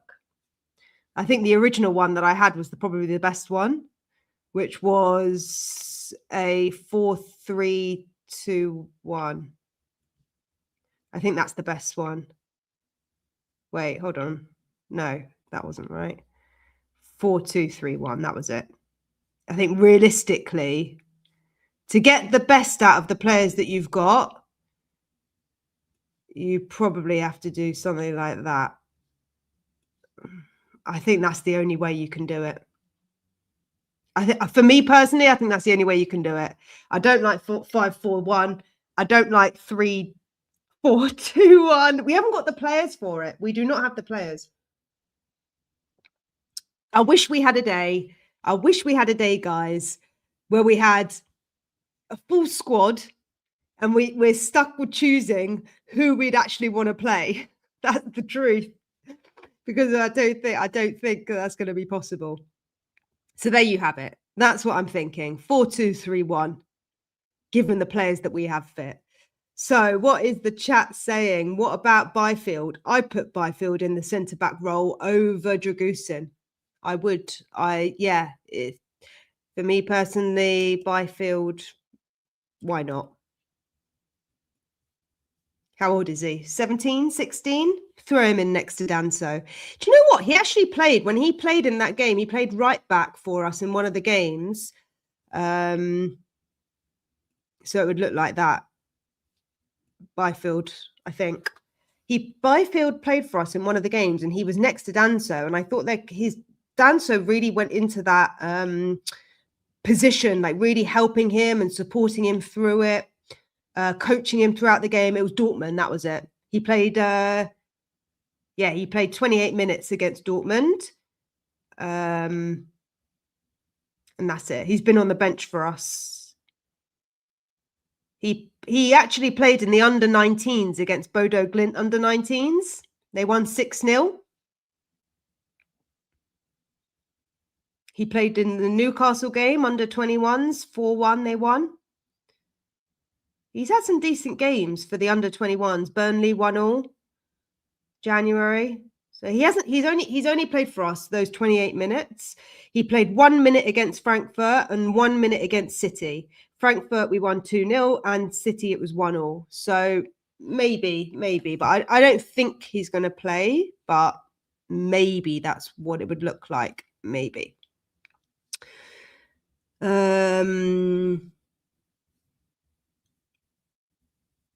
Yes, I did. I think I'm behind on the chat. I tried. I told you I'm a novice. I'm still working out my new phone. I feel like a dinosaur. I don't know what I'm doing.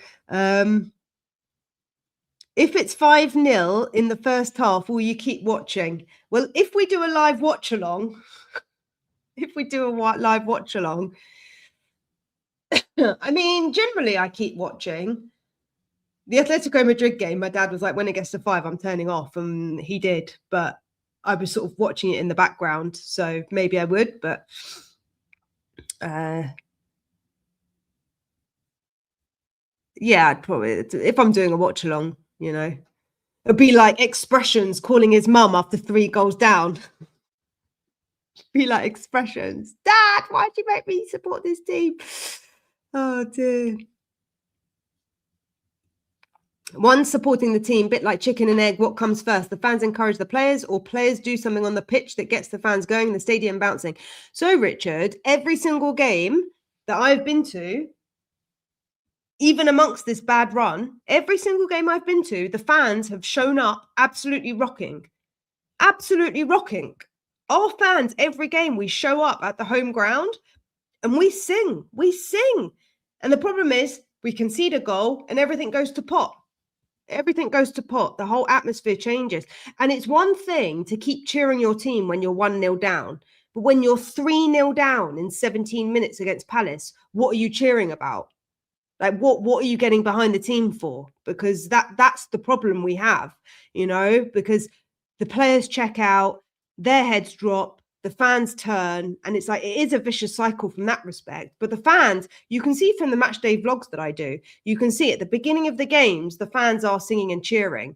What I think we've missed this season is we don't sing the players' names anymore. There's been no singing of players' names. We used to sing Mickey van der Ven. We used to sing Cuti Romero. We used to sing Vicario. We don't sing any players' names. Like, literally, ENIC has sucked the glory Tottenham Hotspur out of this club. There's no glory Tottenham Hotspur song anymore. We don't sing it. All we sing is Can't Smile Without You. And the sad thing about that song is there's nothing to smile about. So the song in itself is becoming negative. Like, the association with Can't Smile Without You, they need to change the track. They need to make it glory Tottenham Hotspur. They need to make it Super Tottenham. We are Tottenham, Super Tottenham. They need to change the song. They literally need to change the song. They tried it at the beginning of this season, but I just hate the fact that we're like, Can't Smile Without You, and everyone's like singing it through gritted teeth. you know, because like not everyone's like, we hate you, Enoch. They're making us sing this song. We can't smile without you, but we so can. It's like, that's what it's like. It's crazy. But yeah, it's such a shame that there is no Glory, Glory Tottenham Hotspur anymore. And it's such a shame that we don't sing about the players. I think Archie Gray maybe needs a song. I don't know what the Voice of Spurs does, like whether he writes the songs, whether he gets involved in that kind of stuff. I've no idea. But yeah, maybe someone needs to reach out to him, and we need a song for Archie Gray or something. You know, we need something to lift the atmosphere, definitely. But yeah, the fans do support the players, but not when you've conceded 3 goals in 17 minutes, because it's very, very hard to do.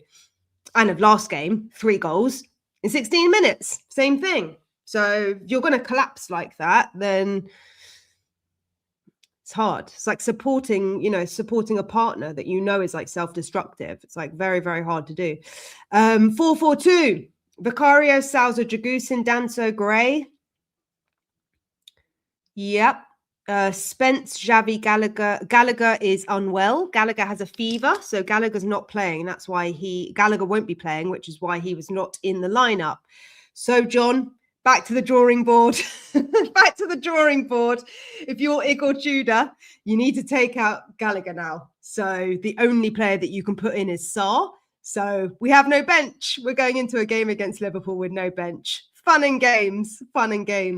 From Ali Gold, asked Igor Tudor about Archie Gray. That's the problem. He needs to, every game, change the position. Tomorrow again, 4 games here, 4 positions for Archie Gray. It's true. And Archie Gray has been doing this every single game since he was playing last year. I think it was like the what game was it last year where he changed position? It was a Europa game.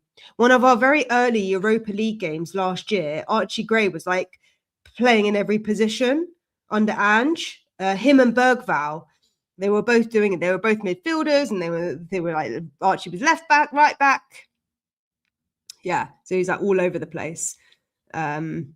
I feel sorry for Archie, but I also commend him. I commend him for playing for the team and just showing up and playing any position. And you know what? Make Archie Gray captain. If you don't have a captain, make Archie Gray the captain. 19-year-old. Is he 20 yet? I don't know. I don't know if he's 20 yet, but just make him the captain, because you might as well. You literally, at this point, you might as well make Archie Gray captain, because he's the only one that plays every game. He's 20.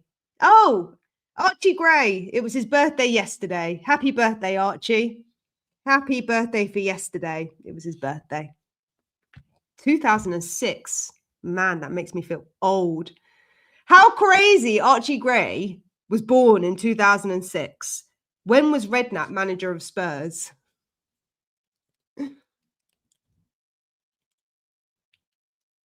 When was Redknapp Spurs manager? 2008. 2008. So Archie Gray was 2 years old when Harry Redknapp was manager. And now Harry Redknapp might come back in. That's the crazy situation. We've just rewound the tapes. 18 years. That's what we've done. Forget the Tudor times. We're going back to 2008. That's what we're doing here. Madness. And this is why, guys, it doesn't matter who the manager is. And I'm going to keep harping on that track because I believe it. It doesn't matter who the manager is. You literally have no players. We have 2 fit defensive midfielders. And Sarr, I don't even think is a defensive midfielder. He's more of like a central midfielder. I don't really know where we've seen Sarr in his best position, because he's also played everywhere. Crazy. Vicario, Porro, Dragusin, Danso, Spence, Gray, Sarr, Xavi, Tel, and Solanke. I mean, we've pretty much all said the same formation. I think we've all pretty much said the same formation. Actually, yeah, I didn't put Spence in. That's a good point. I didn't put Spence. So maybe you play Spence instead of Sousa. Maybe, yeah, you probably play Spence. You're right. You're right, Richard. Yeah, I would. Yeah, sure. It's so bad. Vicario, Dragusin, Danso, Porro back 3. Sousa, Gray wing backs. Sarr, Gallagher in the middle. Solanke up front. No, Gallagher is unwell. Gallagher is unwell. So you'd have to play someone instead of Gallagher. So who do you play instead of Gallagher? Systemic frog. Who do you play instead of Gallagher? Because if you play that formation, you could maybe play Spence. No, it doesn't even work if you play Spence at left back and then play Sousa midfield, because Sousa's not a midfielder. You can't make a 19-year-old play next to Sarr in midfield. It just doesn't work. It doesn't work. Just forfeit the rest of the season. Nope, not going to happen. We need to win one more game. We need one more game. Desperation. Let me change that language. We are going to win one more game. We are going to win one more game. Whether it's enough, I don't know. And knowing us, it would probably be against Everton on the last game of the season. That's probably what will happen. It will probably be a relegation fight to the very last day, and we'll all go to the last Everton, the game of the season against Everton, and we'll win it, or something outrageous like that. I can just see it coming, because they haven't bottomed out yet. And typically when you're in a situation where you haven't bottomed out yet and things get progressively worse, it takes like something like when you hit the rock bottom, that's when things change. And so the rock bottom would be not Chelsea away, because that's our second to last game. It will be our last game at home. So I hope that we win one more game before that, and then we beat Everton last game of the season. And I hope that that's enough. Will it be? I don't know. I think by the end of this weekend, we are probably going to be in the relegation zone. And I'm not scaremongering, and I'm not being pessimistic or anything like that. I'm just being real with the situation, because this weekend West Ham play City. City are not on good form at the moment. They've dropped quite a lot of points. It would be crazy if West Ham did a 1-1. I think City win it, and all we can do is support City this weekend and hope that City take it. West Ham have won two games, and West City have won 28 out of their last 35. So you've got to hope that West Ham lose that one. I think that's possible. And then the other game that's happening this weekend is Forest are playing at home to Fulham. Head-to-head, Fulham have won 13 and Forest have won 6. So the odds are probably in Fulham's favour. But given the form as well that Forest are on, I say form, they drew against City, but other than that, they've lost every game. You just got to hope that Fulham can win. And Fulham will be looking for revenge from their last game against West Ham. Fulham have just lost 2 on the bounce. They lost against Southampton. Was that the FA Cup? It must have been the FA Cup. And then they lost against West Ham. So Fulham are also looking for the win. Fulham are looking for a win this weekend, and all we can do, if Fulham win and City win and we lose, we'll stay where we are. And I think that's the best case scenario that we can hope for. Forget about us taking a point. I think just as long as the other teams below us lose, that's how it is at the moment, unfortunately. I just want to see all the 100% commitment and the subs who come on. Yes, I agree. And speaking of subs, like, subscribe, comment, share, hype the video and all of that stuff. Actually, don't hype this one. Maybe hype the campaign one from yesterday. But yeah, like, subscribe, share, all of that stuff, because it helps the channel. Swap Poro and Gray.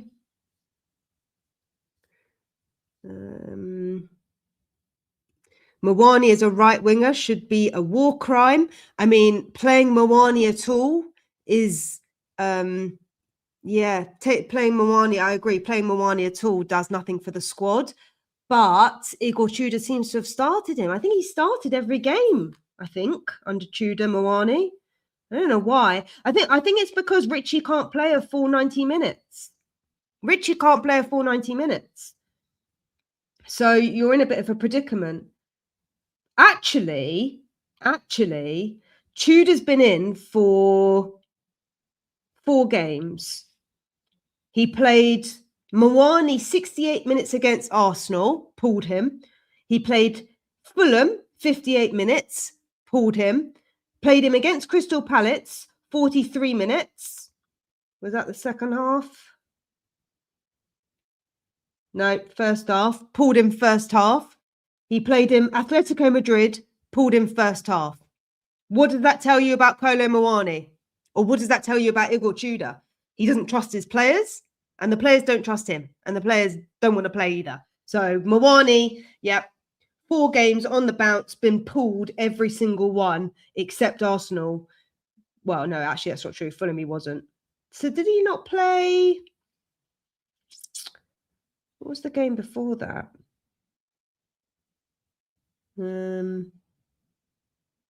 Yeah, he played 20 minutes against Newcastle. And Newcastle was Frank's last game. So doesn't that just tell you everything you need to know? Since Tudor's come in, he started Muani and subbed him off in every game. So I think the thinking is he maybe wants a bit of squad rotation, but maybe because he knows you're better to finish the game stronger than how you start it. So if that's the case, then you keep Richie because realistically, he's the only power sub or game changer that you have on the bench. So you have to start Muani.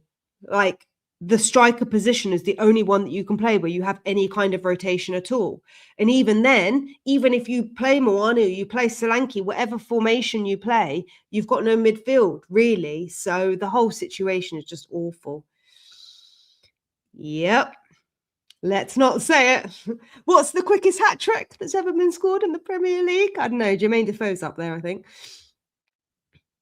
Oh, Byfield is recovering from a fever. Stop it, Matt. Stop it. Stop it. Don't tell me Byfield's ill. This is what I was saying, guys. I did a video that some of you didn't really like a few videos ago, which was about the injury crisis. And I was explaining how when morale is really low, how it affects your nervous system. And when your nervous system is low and it's affected and you're carrying nervous energy, that is how you pick up as well being sick and unwell, not just injuries. So when you're feeling low, when you're feeling deflated, it all has an impact on your recovery. So I would say that if that is going through the squad, that's also reflective of the state of mind of the squad as well. So it's part and parcel of each other. So I wouldn't be surprised if by Sunday we hear that someone else has a fever, because wasn't it also the game where Romero got subbed off? He played unwell. He had a fever. Odegaard, I think, as well went subbed off before he got injured. He also, Odegaard came on and he was unwell. He had a fever. So maybe there is something going on around the camp. I don't know. Maybe someone needs to go around with a sage stick or something to disinfect the dressing room because it's getting everyone unwell. I don't know. Give everyone some paracetamol or painkillers, or I don't know. I don't necessarily like injections because I don't think injections and medication really help the root cause. But look, they have sports scientists, but unfortunately, the sports scientists don't seem to be doing a very good job, do they?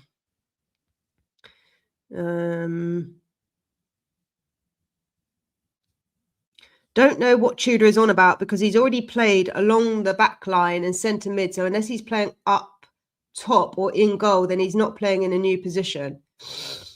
Yeah, but Archie Gray did left back, he did right back, and he's played midfield under Tudor, I think. He played left back. Didn't he play left back for, was it the Arsenal game? No. What did he play? Which game did he play left back? Yeah, he played left back against Fulham. He played left back. Back line is not the same as playing left back, right back. You're playing with 2 different feet. You've got a different angle. You're playing a different position. You're covering different half spaces. You've got a different player to your right or your left, depending which side you're playing on. So maybe when he played left back last time, he played with Mickey van der Ven on his right-hand side. In this game, he's going to have Dragusin on his right-hand side. If he plays left back, that is. Yes, it is. Do you want Kula and Johnson to start? Neither are available. I wish we could get Dele Alli to start this game. Oh my god. Please just get Dele Alli and Defoe to start this game. Someone. There must be some kind of precedent that's been set. There must be some kind of precedent. I don't know. Player that's out of contract, can they be signed at any time? I don't know. It's the same as the whole Raheem Sterling situation. We didn't even want Raheem Sterling. It was ridiculous. I mean, we were all like, he's washed, but we probably take him right now. No one else. I would rather play with 10 men than have Moani on the pitch. I don't know if you can start a game like that. I mean, the referee blew up the whistle of the Atletico Madrid game early because we basically had 9 players on the pitch. Because I think Romero was basically passed out because he had concussion. I'm a Blues supporter, but I'm glued to the drama. I've got my popcorn ready and I don't care. Oh, black genius God. Oh, dear. Bad times when you know the Blues are in the chat. It's all right. My sister's husband is a Chelsea fan, so is my nephew. So sad times. Why Richie over Dom? No, I think you play them both. I think I changed the formation to Richie over Moani. But you would rather have Richie come on as an impact sub than Moani. Guys, Moani is going to start. I just to tell you now, before everyone hates on Tudor for picking the wrong formation, Moani's going to start. And then next weekend, when Harry Redknapp's in charge, Moani will also still start. Because that's all we've got. And then everyone will be slating Harry Redknapp. Redknapp, we brought you in to change the formation. You're still playing him. What can you do? He's our player.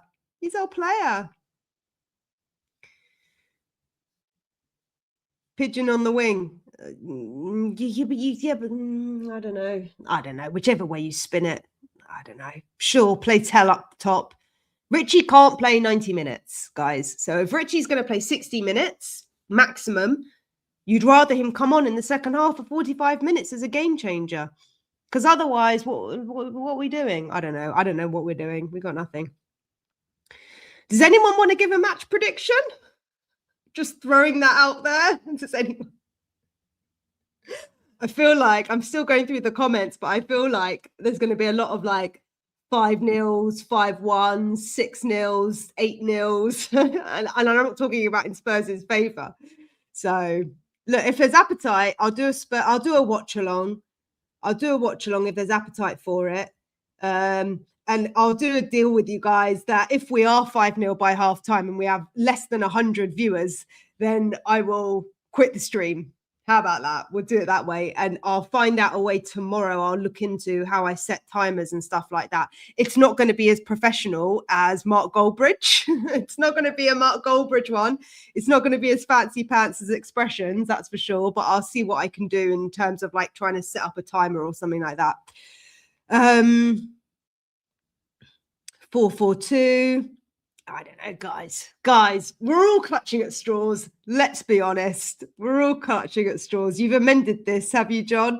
Vicario, Sousa, Dragusin, Danto, Gray, Spence, Xavi, Gallagher, Porro, Richie, Solanke.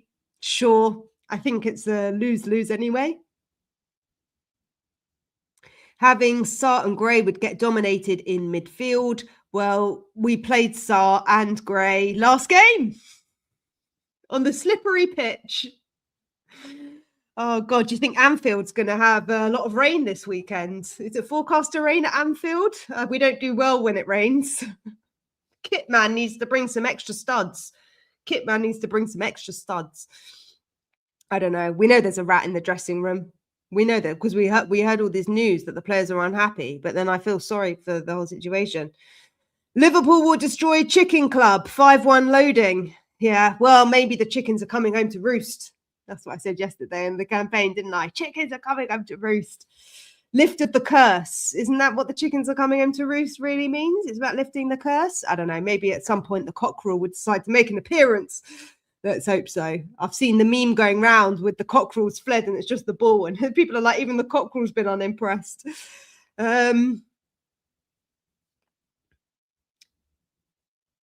How did they spend all this money and end up with such a shit squad? It's quite simple, Jeff. It's quite simple. They had no plan. And we've had 7 managers in 7 years. And so if you're buying players every 6 months, but you're getting rid of every manager every year, Doesn't take a rocket scientist to work out. It doesn't take a rocket scientist to work out that you're buying players for old squads. And do you know what, guys? Just to go a bit left here, because I realize the chat's flying. But I was looking the other day, and we will do a video about the financials, but I was looking into the financials because this is very important, guys. Today's the Friday, the 13th of March. Oh no, I've reset my phone. Hold on. But today's the Friday, the 13th of March. In 2 weeks' time, the financials get announced on the 31st of March. So you've got 2 weeks, and we're going to find out a little bit more. We're going to find out a little bit more about the financial state of the club come 2 weeks' time. But listen to this. Listen to this, guys. And this was our financial results year ended the 30th of June 2024. So bearing in mind, this was published this time last year, and it looks at the previous financial year, right? So we'll find out last year's financial year in 2 weeks' time. So if the way finances work is a bit complicated because everything is it's almost outdated. But anyway, our summer 2023. So Jeff, you asked, how did they spend all this money and end up with a shit squad? Here it is. This is why. 2023, we bought Luka Vuskovic, Brennan Johnson, Alejo Veliz, Mickey van der Ven, Ashley Phillips, Manor Solomon, James Maddison, Gigerio Vicario, Pedro Porro, Dejan Kulusevski. That's 10 players in 2023, right? They were joined. This was when Ange just started, right? Then they were joined by Radu Dragusin and Timo Werner in that January transfer window. So Dragusin was brought in as an emergency stopgap because both of our centre-backs were injured, and we were playing with Archie Gray and Davis at centre-back. And then Archie Gray joined June 2024. And outside of that period, you had Dominic Solanke, Wilson Odobert, and Lucas Bergvall, who joined in the summer of 24, followed by Kinski, Yang Min Hyuk, Danso, and Matthias Tell in the January transfer window. So I don't know how many players I just named there. Maybe, how many did I say? About 20 players? I think I said about 20 players. 3, 4, 5, 6, 7, 8, 9, 10, 11, 12, 13, 14, 15, 16, 17, 18, 19. Yep, 20 players since 2023. 20 players, of which, by the way, Luka Vuskovic out on loan, probably won't ever play for us. Brennan Johnson sold. Alejo Veliz, hopefully we're going to sell him for a loss in 2 years. Ashley Phillips now plays for Stoke. We might need him in the Championship next year. And do you know what we could do with a centre-back right now? I think Ashley Phillips will probably do better than Dragusin. But hey, look, we've loaned Ashley Phillips out. Manor Solomon on loan to Fiorentina. Could do with him right now as well. So that's already 1, 2, 3, 4, 5 players. 5 players. Timo Werner's come and gone. He's been sold. That's 6. The rest are all injured. Yang Min Hyuk. He's also out on loan. Yang Min Hyuk, Yang Min Hyuk is also in the Championship, isn't he? Is he in the Championship? That's 7 players out of 20. 7 players out of 20 that have either been on loan or sold. So for those of you asking, why is our squad in the state that it is? That's why. If you buy players like Alejo Veliz, if you buy players like Ashley Phillips, if you buy all of these players, James Maddison from a relegated Leicester squad. I mean, I know he hasn't played, but, you know, he still costs 30 million. He's not a £100 million prime midfielder, is he? So Timo Werner, he's been and gone. It's just a crazy situation. Like, we're literally buying dross from other clubs. That is why our squad is in this. The recruitment has been so poor at this club. It has been so poor. I mean, who out of any of those players has been good? Mickey van der Ven arguably became good. But Wolfsburg aren't amazing. He didn't come from an amazing squad, you know. He came from a team that was also near relegation, I think, when he came. Is that right? I don't know when Wolfsburg finished in 2022. 2022. Yeah, Wolfsburg finished 8th. And in the first year, they finished 12th when Mickey played for them. So I know Mickey's young, but like you're not talking about players who have like primetime Barcelona, Real Madrid players, you know, we're literally buying dross from other clubs. So that puts it in perspective for you and explains maybe why we're in the situation. The recruitment has been diabolical. There's not one player there that I would say is necessarily outstanding. Yeah.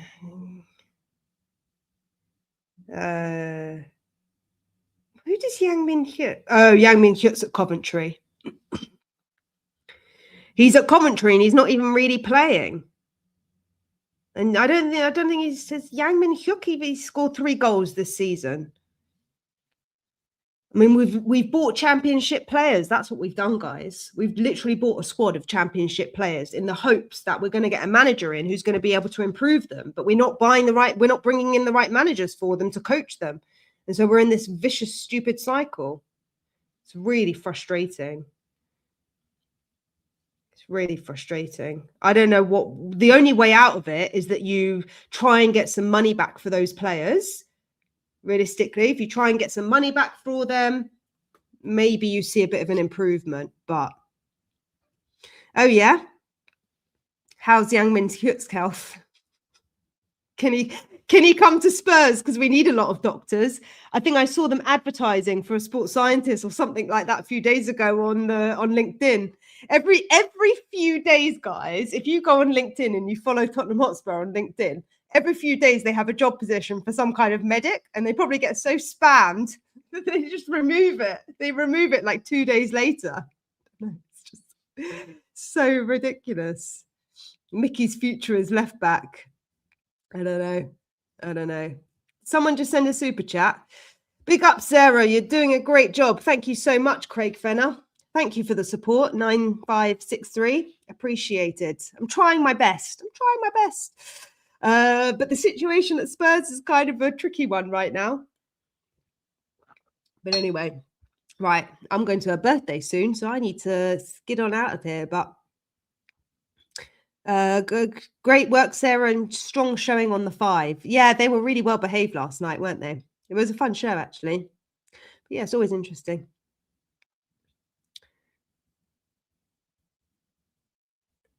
Was this during a transfer window, Luke? Was that during a transfer window? I'm pretty sure we can't recall any players now. But that's the problem. In January, we didn't buy anyone and we didn't recall anyone. It's just like, it's just so stupid. And then Vinai has the nerve to come out and be like, yeah, it's Levy's fault. And it's like, well, Levy wasn't here in the January transfer window. You had a January transfer window and you did nothing in it. You recalled no players. We could have done with those players that I listed to you. We could have done with those, but no, we brought back Manor Solomon and then we got rid of him. I don't know if he can play right wing, but we need a right winger. So we probably have some left backs in there. I don't know. The whole situation is just, yeah, we're always playing catch up. We are always playing catch up and we're selling at a loss. And this is why Vinai, on the one hand, we need to keep in touch with PSR because we're not making a profit on our players because we're decimating their reputation. So we're not getting a profit for them. And on the flip side of that, you're also not improving the squad. So it's just this stupid situation that we're in. I don't know. COVID, very Spursy. Is that COVID going round? At the very beginning of this, I told you guys, I read you the statement, didn't I, from the FAB board at the very beginning of this. And I said that Vinai had said that they prepared for a worst case scenario in terms of like a pandemic financially, but they didn't do it in terms of players. They were worried financially, but not in terms of players. And that just highlights it. My only hope is if we get relegated, it will force ENIC to get proper football people on the board to create a proper football structure and director of football and scouting network, apart from ENIC selling that is. There is going to be a lot of change just in the world of football. I mean, look, we don't want to talk about politics, and I know sometimes it's hard to differentiate the two, but Wasserman, who's one of the biggest, largest football agencies, that have a lot of Olympic players, that have a lot of football players under them. They've just rebranded now as the A-team. I don't know if anyone's been following Bloomsburg and what's been going on in the US lately. But obviously with the whole Epstein file and everything around that, and Wasserman, Casey Wasserman's reputation and all of that, they're looking to sell the Wasserman agency, which is one of the biggest footballing agencies. I don't know whether that's going to have an impact on any players and the way that the market looks, but it is going to affect behind the scenes the agency world and which agencies players sign up for, if that makes sense, because there's going to be different relationships behind the scenes. And it also depends whether these agencies have massive takeovers, because there have been some speculation. Obviously, lots of agencies, smaller agencies, are going in to buy Wasserman. So you might see come the summer, depending how the Olympics goes, how the World Cup goes, how things go in terms of like the whole Epstein scenario. And I'm not going to dive into that, but I'm just saying at a high level in terms of agency world and players and negotiations and all of that stuff. There's a lot, guys. It's like a rabbit hole, you know, it's an absolute black hole, that whole conversation. So there's going to be a lot of change on that front as well. So when we look at football, you've got to look at it from like the high level, the bigger level, the big picture, the match day, everything, and everything's interconnected, everything's leaked. So I don't know if people are familiar with what's going on in terms of the A team and Wasserman and that whole story, but it's a really big piece in the US right now. I don't think we're hearing so much about it in the UK because we have our own political problems here in the UK. So the political sphere is obviously under a lot of turmoil, and that's just reflective of everything that's going on in the world, isn't it? So do they serve beef jerky? I don't know. I don't know. But there was that fan at the Atletico Madrid game who was making his sandwich when we were 4-0 down. Whoever the cameraman was. I mean, look, you got to laugh, even though we are Spurs fans. Yep, we all remember Lasagna Gate. And Richard, who remembers at the beginning of this year, who remembers the campaign from Spurs? Who remembers the campaign from Spurs? What was it? Take a vow. Ledley King, take a vow. And they had the image of the Lasagna Gate in the campaign. And they're like, take a vow, everyone. Meanwhile, they take a vow to marry this new manager, sack him at halftime. Then they get in Igor Tudor. I did a whole video, by the way, when we introduced Igor Tudor on Valentine's Day, till summer do us part. And by the way, if he gets sacked before March the 20th, my title for that is he's not going to even make it till spring, because spring is like the 21st of March. So forget summer. Igor Tudor's gone by spring. Crazy. It is always something with us. It is. Welcome to the Quiz Collective community, Miguel. Welcome. Yeah, crazy times. Crazy times. At this point, I don't want to be embarrassed. Heading to have drinks tonight at LFC bar for pre-St. Pat's Day and celebration, and will proudly wear my Spurs jumper. Love it. I've also got my Spurs jumper on. I'm going to a birthday party tonight as well, although I don't know if it's the kind of crowd. Half my girlfriends don't really watch football, to be honest. One or two of them watch Spurs just because their partners watch Spurs, but a lot of them don't really watch it. So I think that might be a good thing. They all think I'm crazy for doing this. Yeah. Did we get any match predictions? I'm looking through the chat. I missed a lot. 10-0. I missed a lot of the chat today. Oh, here we go. 1-0 up. We go 1-0 up in shock lead. I'd love that, Richard. I'd back that all day. 4-0 Liverpool. Cricket score. We have no choice. Some of you didn't want to do match score predictions. I forgot to do it last week, so I thought I'd ask, but it looks like a lot of you don't even want to make a prediction. Yeah, I don't necessarily either. Luke, was it you whose comment I read out at the very beginning? I don't know. The very first comment I read out was, no, it was from Dave S., who is a West Ham fan.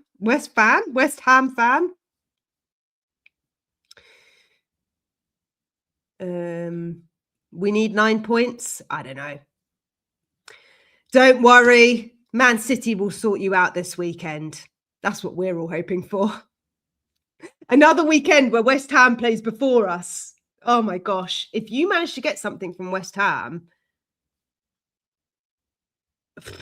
I don't know. I know we don't go into the bottom if that does happen. No, that doesn't happen because who's Leeds playing? Oh, Leeds are playing Palace. That'll be a big game as well. Leeds playing Palace because Leeds are also in the relegation conversation, I think. I think it's bottom four. It's those four teams. So big game for Leeds. Big game for Leeds against Palace. That's massive. Oh, come on, Palace. But this is the game that we actually want Palace to win because we need to keep Leeds in that relegation conversation because we also play Leeds. If Leeds get a point, if Leeds beat Palace and we have to play Leeds, that's massive. That's huge. And in some ways, that's almost bigger than some of the other games, realistically, because Leeds aren't safe either. Leeds are only 2 points ahead of us. So that's massive. Sorry if I've missed some chats, but 5-1 to Liverpool again. Their defense is bad. I can see us getting 2. I'm thinking it's a 2-2 draw. I agree, guys. I think it's a high-scoring game. It's funny because I actually don't know if this is a game that they win in the first half. I actually think we can hold them off for like 30 minutes. And then I think this is the kind of game where they have subs and they will take advantage of the fact that we have no bench. And it's 55 minutes when we run out of legs and we have no one to bring on. And they're absolutely exhausted for the last 35 minutes of the game. That is actually where I think we lose this game. For me personally, I look, it's only a prediction at the end of the day, but I actually think this one is probably lost because we don't have, I think in the mindset wise, they'll probably get over themselves. Maybe they'll score, Liverpool will score first half. I did predict 5-2 last night, but realistically, I think what's more realistic is we do show ourselves a bit more. We're up for the fight a bit more. We concede maybe 1 or 2 goals first half, but I think the game's lost and the game's gone because we don't have a bench. And I think Liverpool do have a bench. 22 0 to Spurs. You're a gooner. Why would you support West Ham if you're a gooner? Weirdo. Sorry, Nick. Why would you support West Ham? Surely, as a gooner, you support Forest.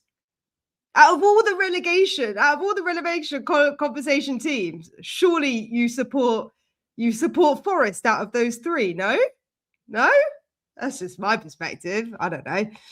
Anyway, guys, right, 2 hours on the dot. 6:40. I'm off to go and have drinks with the girls tonight. Yeah, oh, we mentioned that. So thank you again for all the super chats. Welcome to the new members. Amatrine Moon.